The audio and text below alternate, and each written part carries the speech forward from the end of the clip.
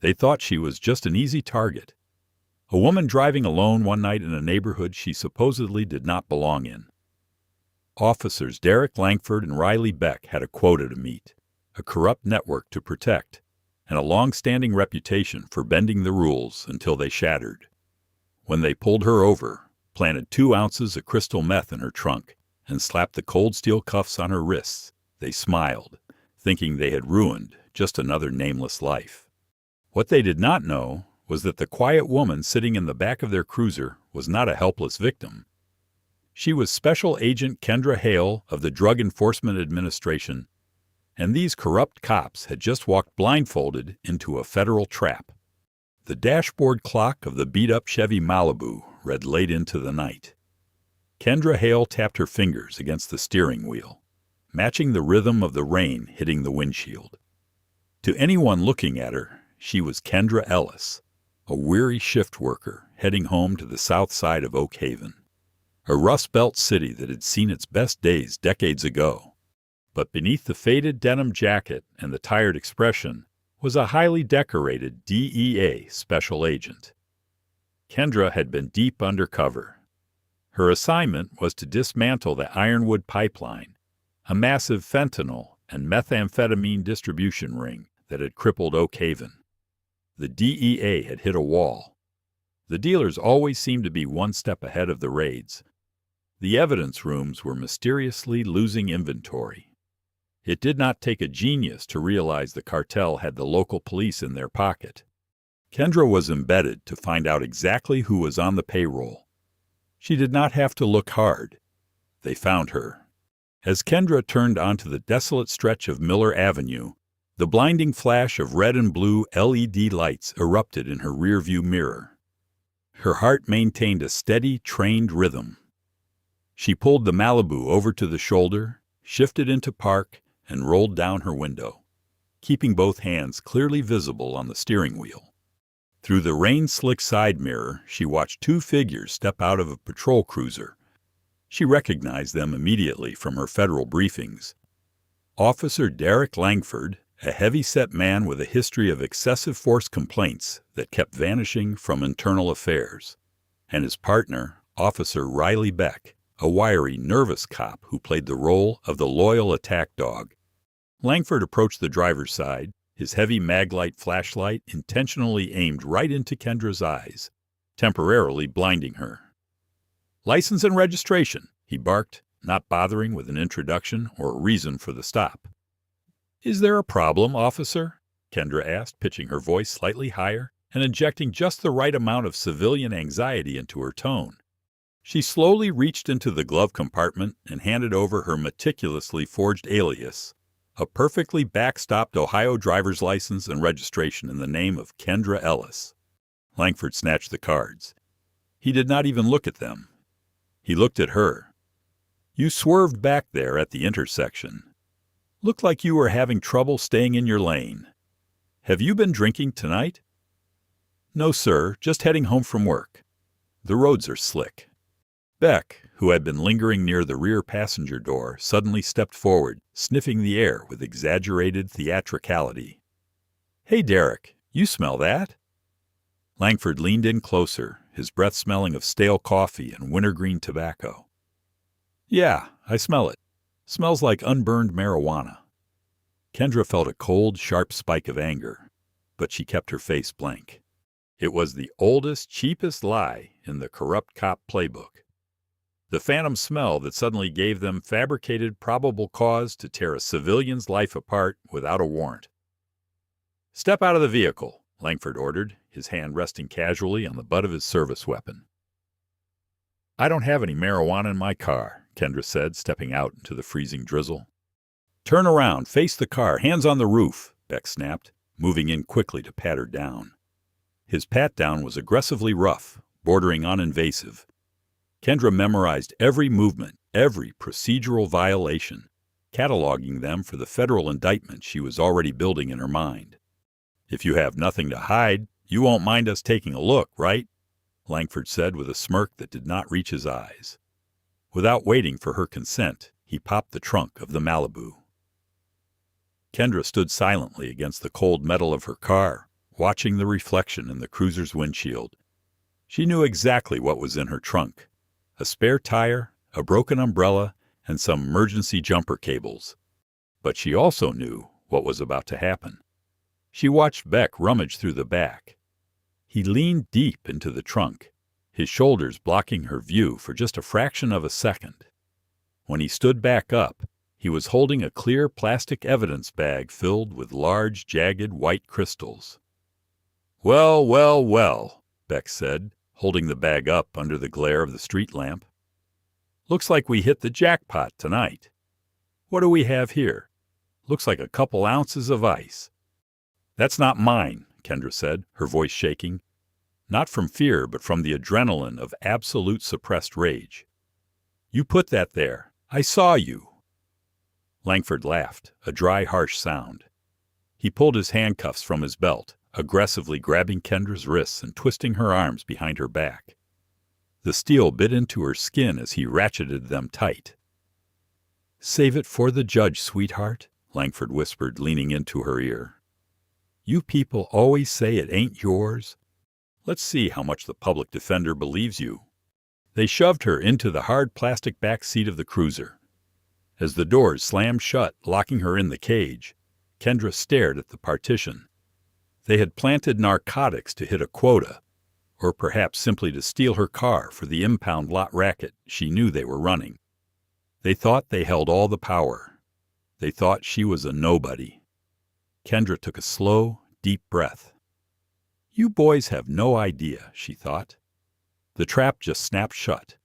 The ride to the precinct was a masterclass in police misconduct, and Kendra was taking mental notes. Langford and Beck did not even bother turning off their dash cam audio. So confident were they in their untouchability. "Easy, collar," Langford chuckled from the driver's seat, accelerating through a yellow light. "Captain Crow is going to love this. That puts us over for the month. Plus, that Malibu is clean enough. We can get it processed for civil asset forfeiture. My cousin's dealership could use a cheap flip." "Think she'll squeal?" Beck asked, glancing at Kendra in the rearview mirror. "Who, her?" Langford scoffed loudly. "Look at her. She's terrified. Give her a public defender with a stack of cases. Threaten her with years for trafficking, and she'll take a plea deal before the ink dries on the arrest report. They always do." Kendra sat slumped against the window, playing the part of the defeated suspect perfectly. But her mind was racing, connecting the dots. Captain Harlan Crow. Kendra knew that name. He was the precinct commander. If Langford was bragging about bringing seized assets directly to Crow's attention, the corruption went straight to the top of the precinct. They were not just dirty street cops. They were part of an organized racketeering enterprise masquerading as law enforcement. When they arrived at the precinct, the atmosphere was grim. The smell of cheap pine cleaner poorly masked the scent of vomit and stale sweat. Kendra was paraded through the bullpen. A few other officers looked up, but mostly they ignored her. This was routine. This was a machine that chewed up marginalized citizens and spit out statistics and seized cash. They hauled her to the booking desk. Officer Langford stood next to her, filling out the arrest report with agonizing slowness, thoroughly enjoying his power trip. "Name?" the booking sergeant asked, barely looking up from his ancient computer terminal. "Kendra Ellis," she lied smoothly. "Address?" She gave them the address of her federal safe house. After her fingerprints were taken, a tense moment followed as Kendra knew the DEA had scrubbed her prints from the National Criminal Database and flagged them to redirect to a secure federal server if run by local law enforcement. She was stripped of her belongings, her phone, her wallet, her shoelaces. "I get a phone call," Kendra said quietly, as Beck grabbed her arm to lead her to holding. Yeah, you'll get your call, constitutional scholar," Beck mocked. They placed her in a holding cell that smelled of urine and rust.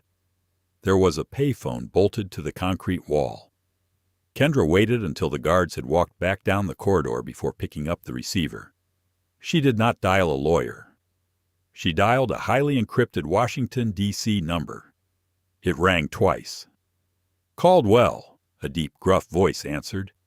It was Ronan Vale, her DEA handler and assistant special agent in charge. "Hey, Uncle Dave, it's Kendra. I ran into some trouble tonight." There was a half-second pause on the line as Vale caught the coded language. "Where are you, Kendra?" "I'm currently enjoying the hospitality of the Oak Haven precinct. Officers Langford and Beck were kind enough to offer me a ride. They also found 2 ounces of crystal meth in my trunk." A heavy silence fell over the line. "Did they break your cover?" Vale asked, his voice suddenly sharp and protective. "No," Kendra whispered, keeping her eyes on the corridor. "They think I'm a civilian. They planted it, Ronan. I watched Beck pull it from his own vest and pretend he found it in my trunk. They're talking about civil asset forfeiture and kicking the seizure up to Captain Crow." She could hear Vale typing furiously on his end. "Those stupid, arrogant sons of bitches," Vale muttered. "Are you safe?" "For now, but I'm going to let this play out. Ronan, we can have a federal tactical team kick the doors of that precinct down and pull me out." "No," Kendra hissed urgently. "No, Ronan. If you pull me out now, we burn the months of work I've done on the Ironwood pipeline, and we only get Langford and Beck. I want the whole precinct. I want Captain Crow. I want the district attorney if they're in on it. Let them process me. Let them bring me to court." Vale sighed heavily. "You're playing a dangerous game, Kendra. If you get lost in county lockup, I won't. Get the U.S. attorney on standby. Subpoena the dash cam and body cam footage from the cruiser before it mysteriously corrupts. Get a warrant for Langford and Beck's personal bank accounts and phone records. And Ronan, make sure I get a court date fast.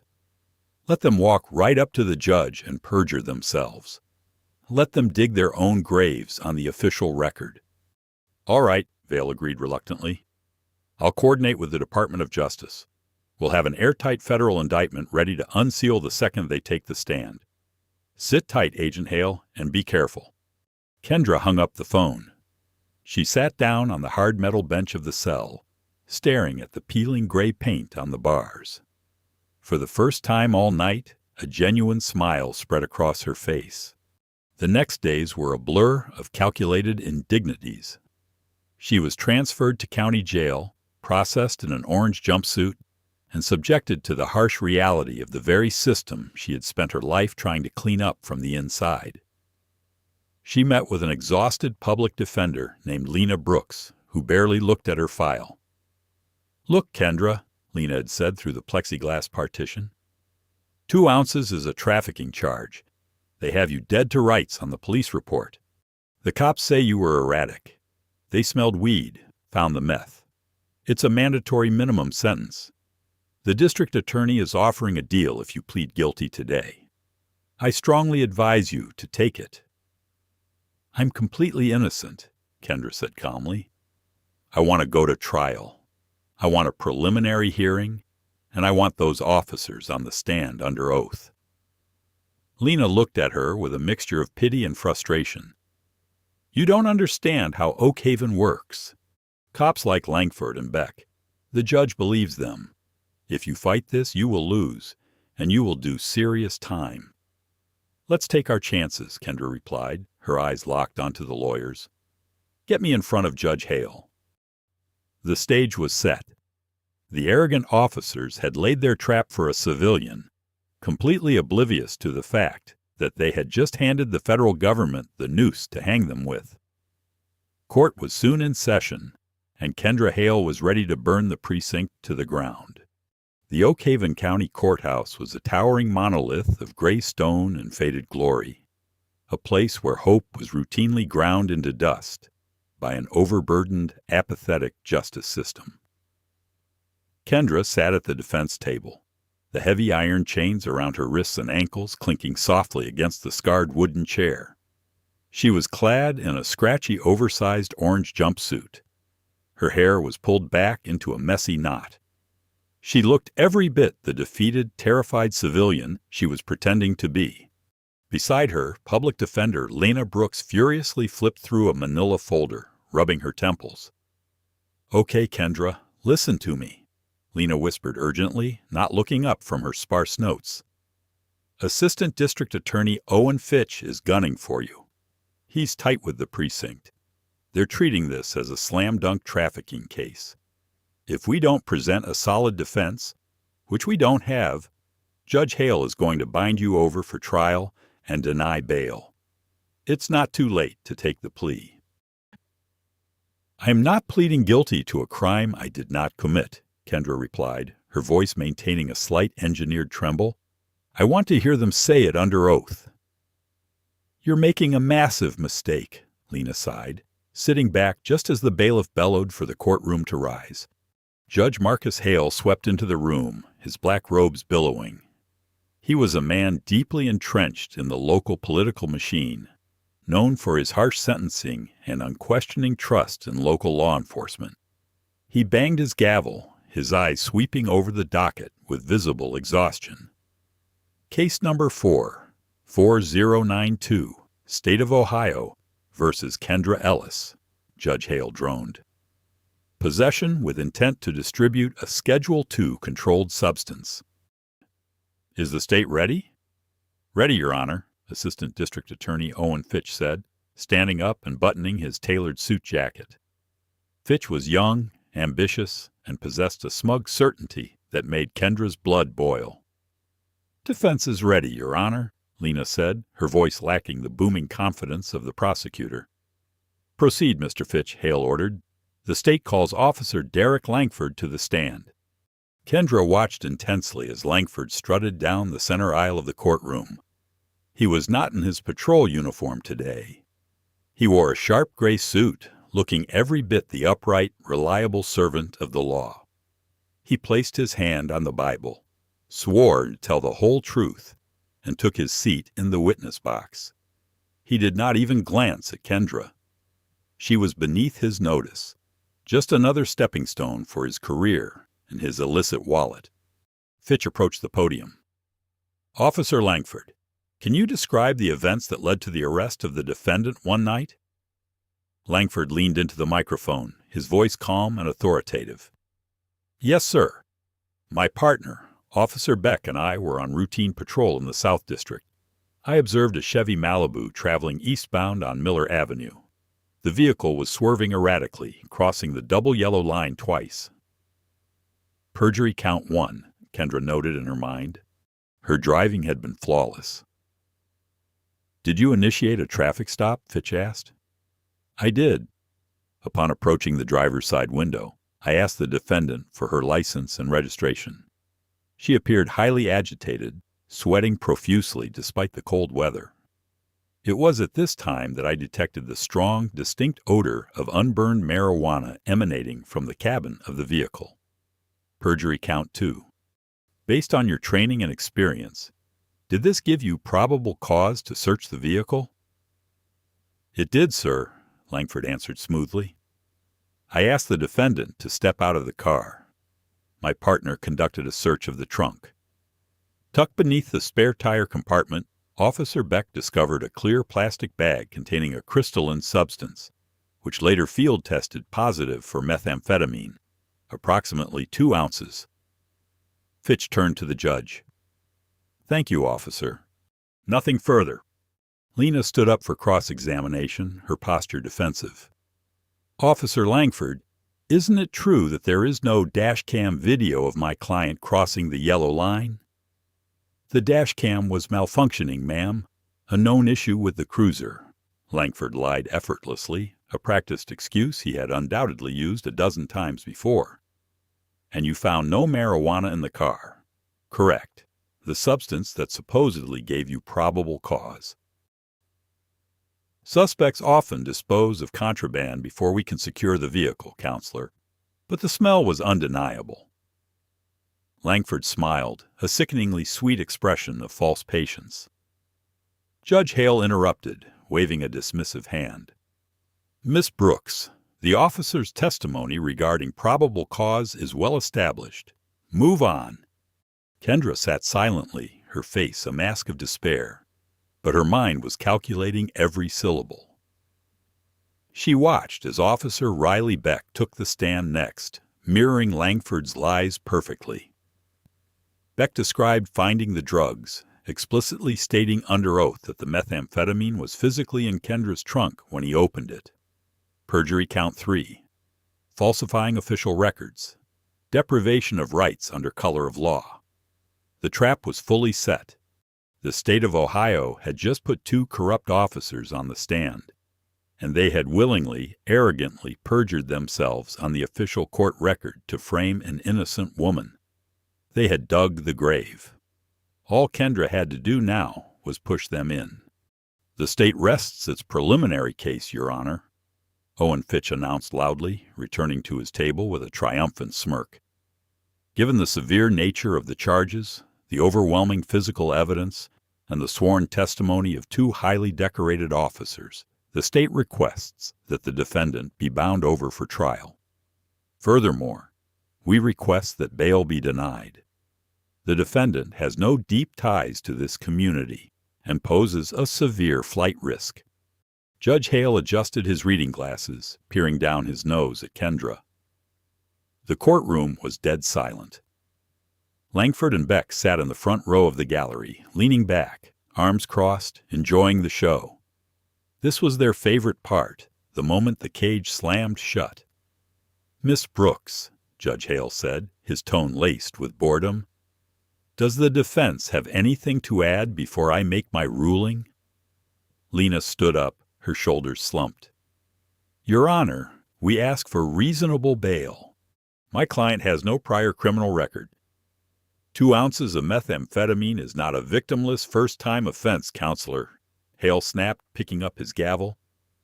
"Based on the testimony presented, I find probable cause that a crime was committed.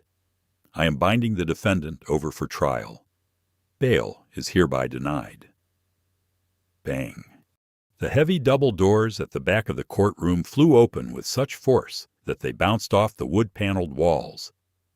The loud crack echoed like a gunshot, causing Judge Hale to drop his gavel and the bailiff to jump toward his holster.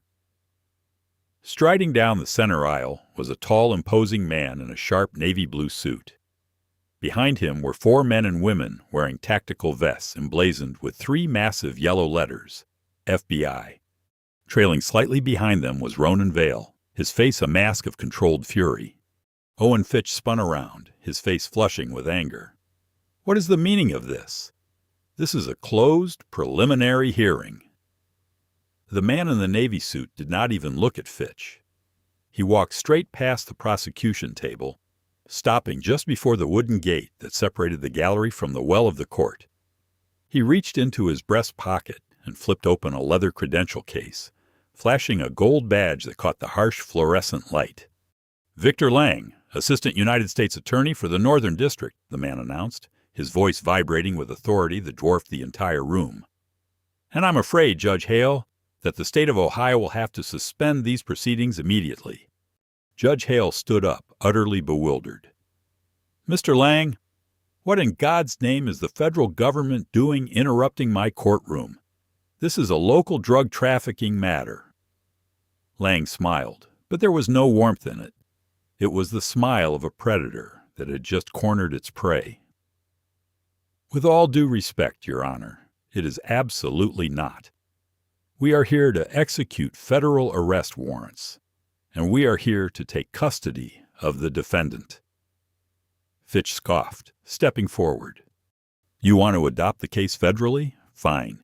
The DEA can have her. She's a high-level distributor." In the front row, officers Langford and Beck exchanged nervous glances. Federal adoption of a case meant federal scrutiny. Their comfortable, corrupt little bubble was suddenly under threat. Langford began to stand up, quietly inching toward the exit. "Nobody leaves this room," Lang commanded, snapping his fingers. 2 FBI agents immediately stepped in front of the double doors, resting their hands on their duty belts. Langford froze, his face suddenly paling. Lang turned his attention back to the bench. "Your Honor, there has been a massive misunderstanding here today. We are not here to adopt a prosecution against the defendant. We are here to dismiss all state charges against her with prejudice." Fitch practically choked. "Dismiss? On what grounds?" "On the grounds, Mr. Fitch, that the evidence sitting in your lockup was supplied by the Oak Haven Police Department's own evidence room, checked out by Officer Beck hours before the arrest and planted in the vehicle." The courtroom erupted into a low murmur. Judge Hale banged his gavel, his face turning red. "Mr. Lang, that is an outrageous accusation. You are accusing two sworn officers of—" "I am not accusing them, Your Honor. I am indicting them," Lang interrupted fiercely. He slammed a thick sealed manila envelope onto the assistant district attorney's table. "Federal grand jury indictment, wire fraud, deprivation of rights under color of law, falsifying federal records, perjury, and conspiracy to distribute methamphetamine under the Racketeer Influenced and Corrupt Organizations Act." Beck let out a strangled gasp. Langford looked like he was going to be sick. "Furthermore," Lang continued, his eyes locking onto Langford, "the dash cam in the cruiser was not malfunctioning. Our technical division remotely activated the system.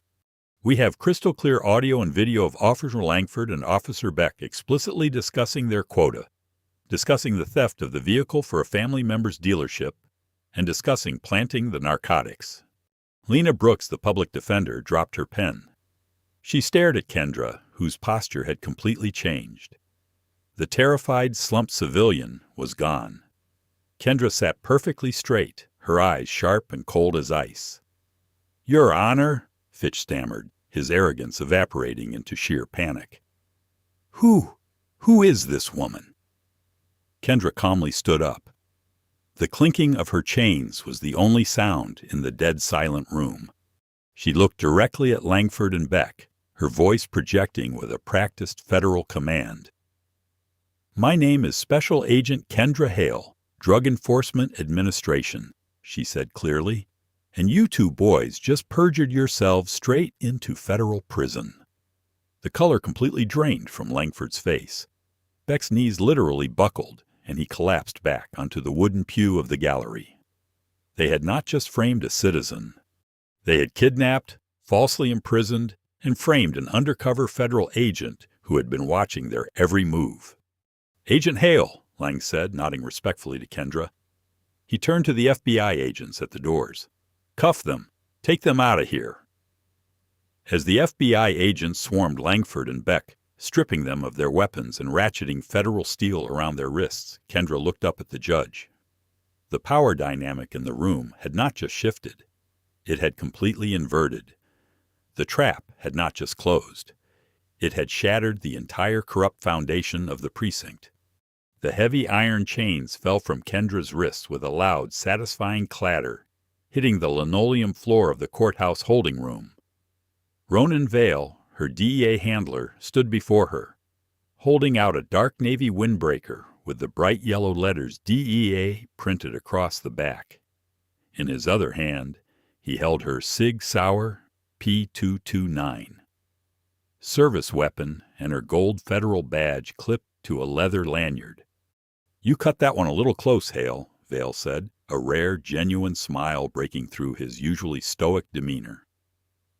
Kendra slipped out of the oversized, scratchy orange jumpsuit, underneath which she had been allowed to wear a plain gray t-shirt and jeans. After the initial booking, she pulled the DEA jacket over her shoulders, the familiar weight of the nylon feeling like armor after days of engineered vulnerability. She holstered her weapon at her hip and dropped the badge around her neck. "I needed them on the record, Ronan," Kendra replied, adjusting her belt. "Langford and Beck were just the symptoms. Captain Crow is the disease. And now that we have the arresting officers locked in a perjury trap, the dominoes are lined up perfectly." Assistant United States Attorney Victor Lang walked into the holding room, loosening his tie. "Agent Hale, the warrants are signed. Judge Hale is currently having a minor cardiac event in his chambers, trying to figure out how he missed a federal undercover operation in his own courtroom. But the local district attorney is entirely neutralized. The FBI SWAT teams are staged 2 blocks from the precinct." "Let's not keep Captain Crow waiting," Kendra said, her eyes hardening into a cold, focused stare. "He's expecting a phone call about my bail being denied and my car being prepped for the auction block." Minutes later, a convoy of unmarked black Subarus and 2 heavily armored FBI Bearcats tore through the rain-slicked streets of Oak Haven. They did not use their sirens. This was not a rescue mission. It was a decapitation strike. The precinct was a crumbling brick fortress that had stood for decades. It was a place where the community was supposed to find protection. But under Captain Harlan Crow's command, it had become a localized cartel subsidiary.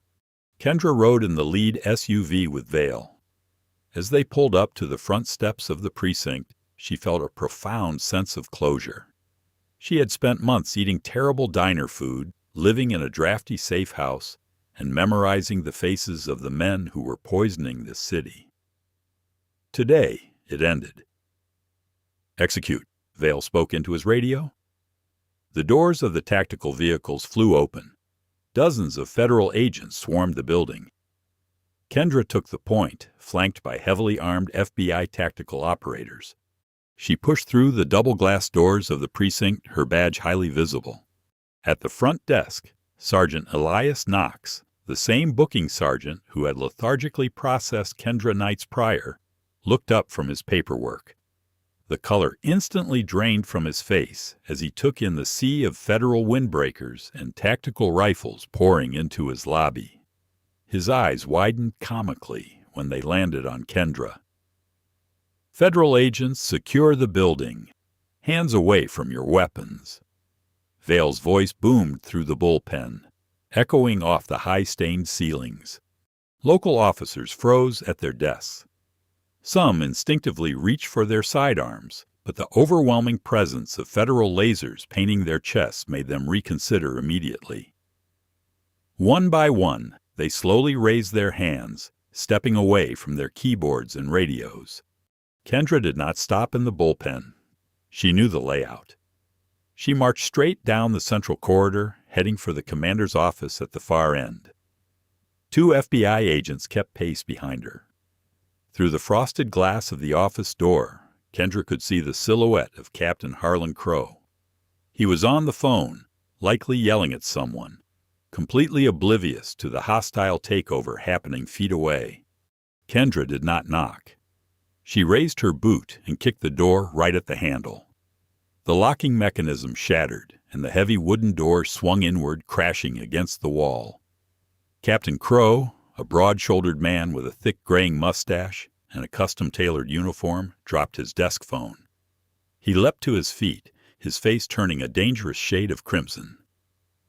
"What the hell is the meaning of this?" Crow roared, his hand dropping toward the Glock on his hip. "I wouldn't," Kendra warned, her hand resting casually on her own weapon, her eyes locked onto his.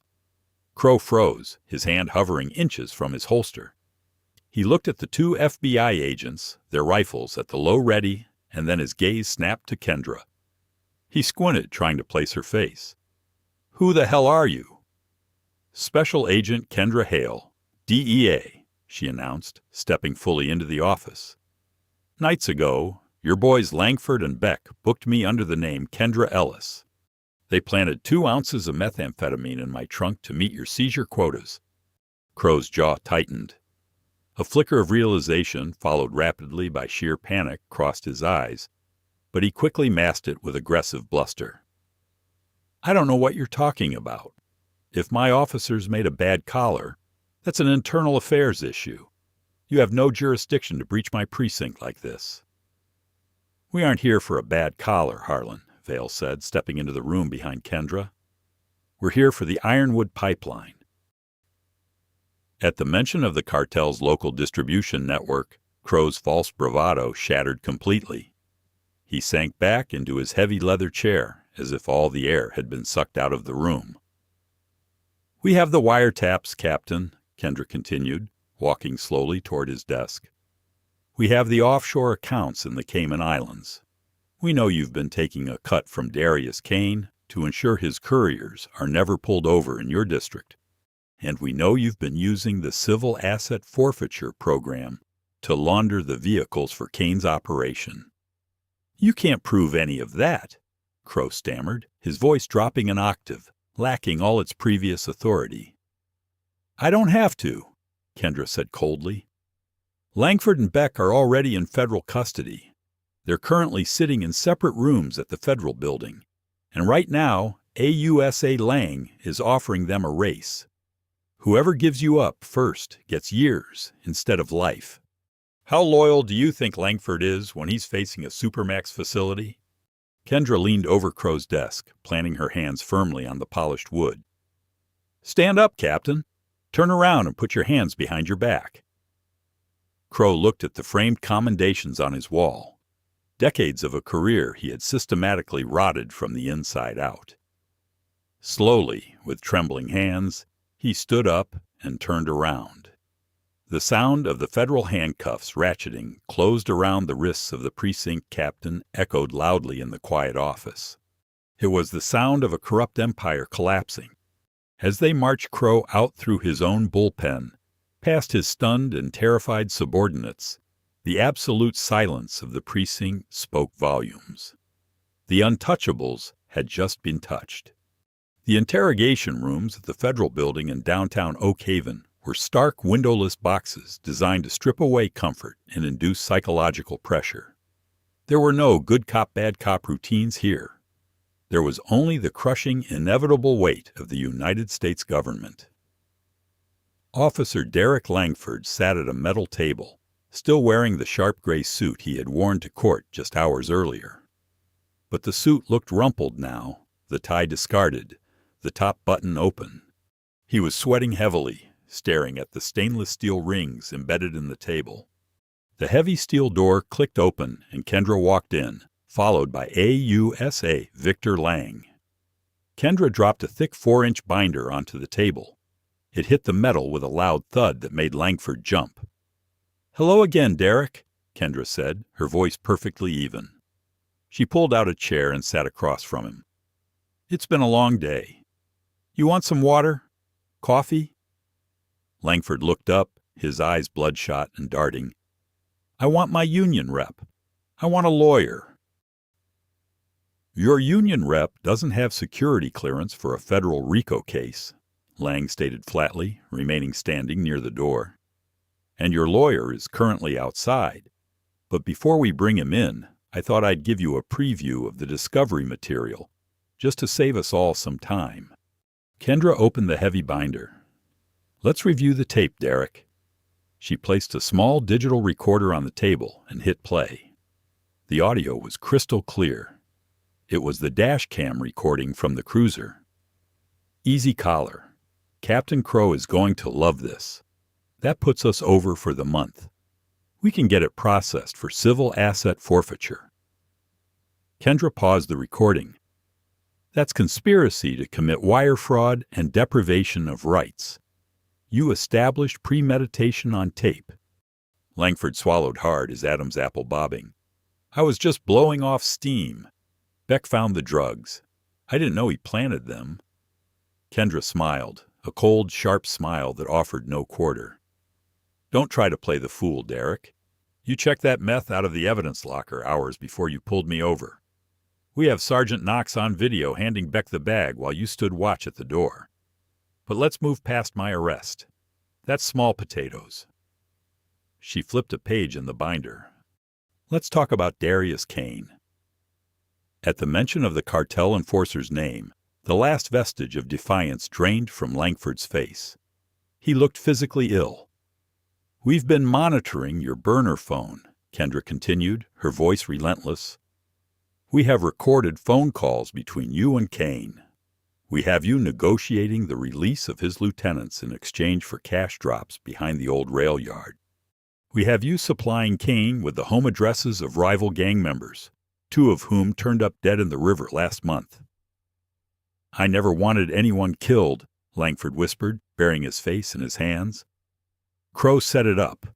Crow told us it was the only way to keep the peace in the district. You let Kane operate, and he keeps the violence down." "And you got rich doing it," Lang added, stepping forward.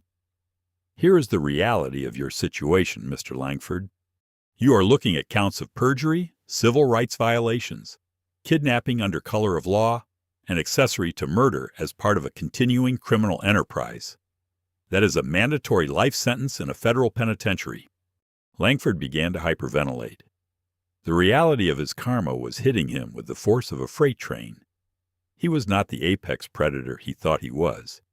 He was just a disposable pawn in a game he fundamentally misunderstood. "However," Lang continued, his voice dropping into a deceptive transactional calm, "your partner, Riley Beck, is currently in another room. Agent Vale is having this exact same conversation with him. The first man to sign a proper agreement, waive his right to trial, and agree to testify against Captain Crow and Darius Kane gets a recommendation of years.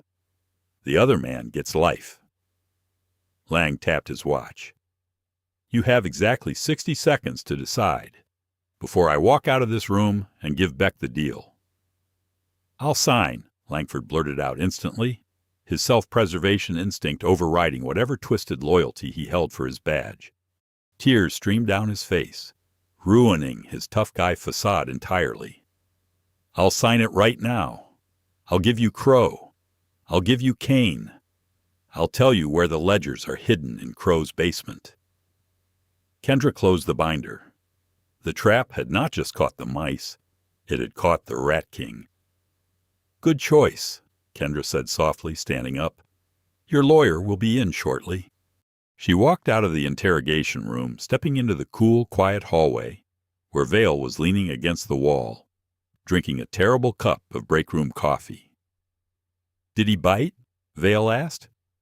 "Swallowed the hook whole," Kendra replied, leaning back against the wall next to him, finally letting out a long, exhausted breath. "He gave up Crow's ledgers. We have the paper trail." "Beck flipped too," Vale noted, chuckling darkly. "Cried like a baby. They tripped over each other trying to sell Crow out." Simultaneously across town, an FBI tactical team was kicking in the door of a luxury penthouse overlooking the river. Darius Kane, the brutal enforcer of the Ironwood pipeline, was pulled from his bed in his silk pajamas and thrown onto the hardwood floor. The empire built on poisoned communities, false arrests, and dirty badges was collapsing in a matter of hours. When Captain Harlan Crow was finally brought into the interrogation room, he did not say a word. He had watched Langford's lawyer and Beck's lawyer rush into the building, and he knew exactly what it meant. The blue wall of silence had crumbled the moment federal prison time was put on the table. Crow sat at the metal table, staring blankly at the wall. He had ruled the precinct like a feudal lord, destroying the lives of countless innocent people to line his own pockets and advance his career. He had approved the framing of a black woman, thinking she was a nobody, a ghost the system would not care about. Kendra walked into Crow's room alone. She did not bring the binder. She did not offer a deal. "Your officers gave you up, Harlan," Kendra said simply, standing near the door. "We found the ledgers in your basement safe. We have Darius Kane in custody. It's over." Crow looked up at her, his eyes hollow and defeated. "What happens now?" "Now?" Kendra asked, her voice echoing the absolute, unyielding force of justice. "Now you face the same system you manipulated for years. No deals, no early parole. You're going to spend the rest of your life in a cell surrounded by the very people you put away." She turned the handle to leave, but paused, looking back over her shoulder. "You thought I was just an easy target," Kendra said, her voice dropping to a quiet, lethal whisper. "Next time you decide to play God with someone's life, remember that you never know who you're pulling over." Kendra stepped out of the room, letting the heavy steel door slam shut behind her. The sound echoed down the hallway, the final undeniable gavel strike of hard, righteous karma. The Ironwood pipeline was broken. The corrupt cops were caged, and Agent Kendra Hale was finally going home. The sentencing hearing for the Oak Haven officers was not held in the small, cramped courtroom where Kendra had first been shackled. Instead, due to the sheer magnitude of the scandal, and the hundreds of cases now under review, the proceedings were moved to the federal courthouse in the heart of the city. The air in the courtroom was thick with a different kind of tension today. It was not the stifling weight of corruption, but the electric anticipation of a community about to see the impossible, the law finally being applied to those who wore the badge. Kendra Hale sat in the front row, no longer the defendant and no longer in her DEA windbreaker. She wore a tailored black suit, her eyes fixed forward. Behind her sat dozens of families, people like the parents of Leo Carter and the widow of Darnell Wright, men who had been sent to prison on the word of Langford and Beck, whose lives had been derailed by phantom smells and planted evidence. Judge Evelyn Hart, a woman known for her unwavering adherence to the letter of the law, peered over her spectacles at the three men standing in the well of the court. Captain Harlan Crow looked like a ghost of his former self. His uniform had been replaced by a cheap, ill-fitting suit. His pension had been frozen, his assets seized under the very civil forfeiture laws he had abused for years, and his wife had filed for divorce the week the indictment went public. He had lost his house, his reputation, and his power. Beside him, Derek Langford and Riley Beck stood with their heads bowed. The arrogance that had defined them on that rainy night on Miller Avenue was gone, replaced by the hollow, trembling fear of men who knew exactly what waited for them on the other side of the stone walls. "In my years on the bench," Judge Hart began, her voice echoing through the silent chamber, "I have seen many criminals. I have seen men driven by desperation, by greed, and by rage. But rarely have I seen such a systemic, cold-blooded betrayal of the public trust. You did not just break the law. You weaponized it. You turned the shield into a sword and used it to prey on the very people you swore to protect." She turned her gaze to Crow. "Harlan Crow, for your role in orchestrating a racketeering enterprise and conspiring with the Ironwood Pipeline cartel, I sentence you to 35 years in federal prison. There is no parole in the federal system. You will likely die behind those bars." A collective gasp followed by a sob of relief from the gallery rippled through the room. Crow's knees buckled, but the federal marshals held him upright. "Derek Langford and Riley Beck," the judge continued, "despite your cooperation, the nature of your crimes against Agent Hale and the citizens of Oak Haven demands a severe response. For perjury, kidnapping under color of law, and distribution of narcotics, you are each sentenced to 20 years. As the marshals stepped forward to lead them away, the hard karma Kendra had envisioned reached its final brutal crescendo. Because of the nature of their crimes and the high-profile fallout, the Bureau of Prisons did not send Langford and Beck to a cops-only facility. Due to overcrowding and the complexity of the RICO case, they were processed into a high-security wing of a regional penitentiary, the same facility where several of the Ironwood Pipeline lieutenants they had double-crossed were currently serving their own time. As Langford was let out, he caught Kendra's eye one last time. He looked terrified, realizing that the blue wall he had hidden behind was now a cage, and the people he had stepped on to climb his ladder were now his neighbors. Outside the courthouse, the rain had stopped. A thin sliver of sunlight broke through the gray Ohio clouds. Kendra stood on the top step, watching the media swarm AUSA Lang. Ronan Vale walked up beside her, handing her a fresh cup of coffee. "You did good, Kendra," Vale said quietly.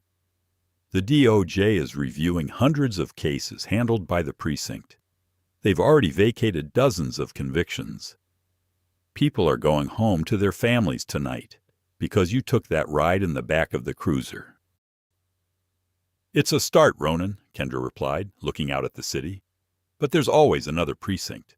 There's always another Crow. Maybe, but next time they'll be wondering if the person they're pulling over is someone like you." Kendra nodded, a small, satisfied smile playing on her lips.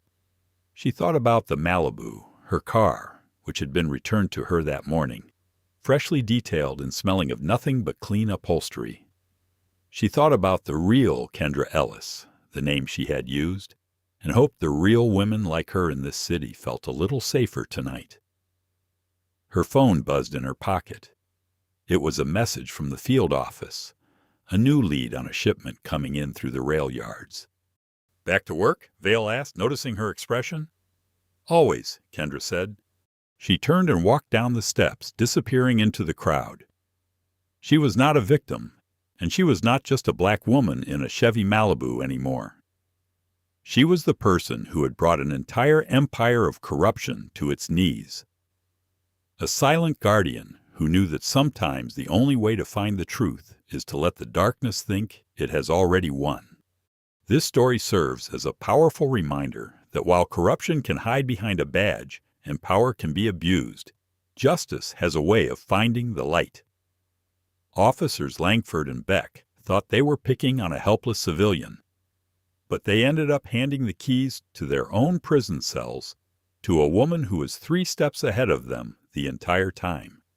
Their easy collar became their ultimate downfall, proving that karma does not just catch up. It strikes with the full weight of the law when you least expect it. Thank you for listening to the whole story, and if you want to see more true crime stories and the consequences of karma like this, please subscribe and turn on notifications so you don't miss any videos. Stay safe, stay smart, and see you in the next video.